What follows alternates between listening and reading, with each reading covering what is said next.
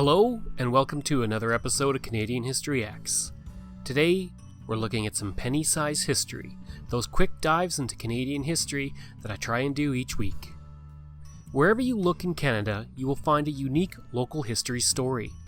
These stories can be funny, tragic, or just strange. One such story concerns a sheriff and upholding the law to the point that a train was chained to the track. It was 1907 when an early pioneer to Stony Plain, Alberta, Israel Umbach, was elected as overseer and sheriff of the community.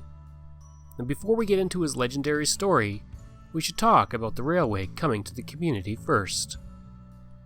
The first railway station was built when the railway came through Stony Plain in 1905, with R.B. Sparkman serving as the first station agent. Stony Plain served as the western terminus for the CNR, helping to make the community a focal point of activity during those early years. Back to Umbach, and his duties as the sheriff of the area. After being appointed on April 25, 1907 to the position of overseer and sheriff, he got down to work with his duties. One of those duties was collecting the taxes from both residents and businesses. This raised a problem with the Canadian National Railway, who decided they were not interested in paying their share of the taxes to the community. Umbach corresponded with the company extensively, but to no avail. Eventually, it reached the point where he decided to take matters into his own hands. When the CNR train arrived one day, Israel decided to go down to the hardware store and get the heaviest and strongest logging chain that the store sold. With a huge padlock and the chain on his arm, he walked to the locomotive and wrapped the chain around the engine drivers and the track. He then secured the chain with a padlock and told the crew that the train had now been seized and would not move. This helped to spur along the CNR once a CN agent informed the company of the seizure of the train. The CNR officials and Israel exchanged some quick telegraphs and they agreed to pay the taxes. He then unlocked the chain, and the crew went on their way with their train.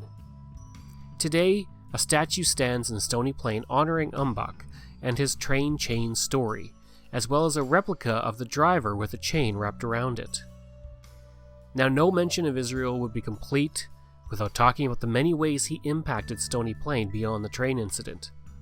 He was a carpenter by trade, and he would build the community's first livery barn, school, bank, an addition on the Royal Hotel, the Glory Hills Reformed Church, several homes, and the town hall.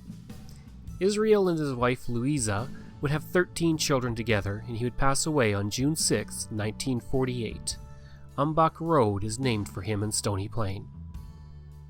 Information for this piece comes from Along the Fifth, A History of Stony Plain and District. I hope you enjoyed this episode of Canadian History Ehx, and if you did, please give a like and review. You can reach me at crwbaird@gmail.com, on Twitter at craigbaiard, and you can find hundreds of articles on Canadian history on my website at CanadaEhx, that's ehx.blogspot.ca. Please consider supporting the podcast through Patreon at patreon.com/BAIRDO.